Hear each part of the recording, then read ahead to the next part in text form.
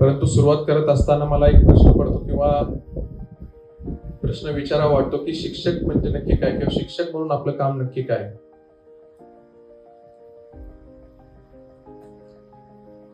तर आपल्या वर्गातल्या विद्यार्थ्यांना शिकवणं म्हणजे अभ्यासक्रमातलं किंवा पाठ्यपुस्तकातलं शिकवणं असेल, आपल्या वर्गाचा चांगला निकाल लावणं असेल,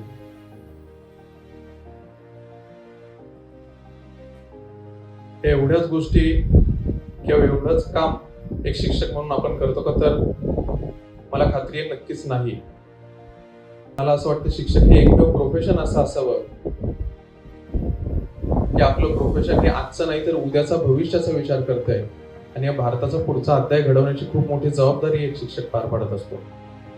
आणि त्याच्यामुळे निकालाच्या पलीकडे जाऊन, गुणांच्या पलीकडे जाऊन आपली जबाबदारी नक्की काय किंवा आपलं कर्तव्य नक्की काय, ही गोष्ट समजून घेणं किंवा ही गोष्ट लक्षात घेणं खूप गरजेचं झालेलं आहे. कारण आपल्या वर्गात बसलेला एखादा विद्यार्थी हा उद्याचा डॉक्टर असू शकतो, उद्याचा इंजिनियर असू शकतो, उद्याचा चांगला छायाचित्रकार असू शकतो, चांगला ऍक्टर असू शकतो. परंतु ते ओळखण्याचं सामर्थ्य, की ते ओळखण्याची जबाबदारी त्याच्या आई वडिलांपेक्षाही मोठी जबाबदारी शिक्षक म्हणून तुम्हाला पार पाडायची असते.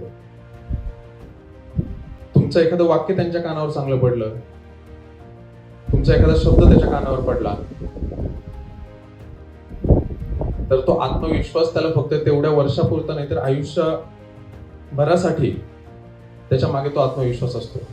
कारण शिक्षकाचं एखादं वाक्य एखाद्या विद्यार्थ्याचं आयुष्य घडवू शकतं, तसे शिक्षकाचं एखादं वाक्य त्याच्या आयुष्यभराची जखमही बनवू शकतं.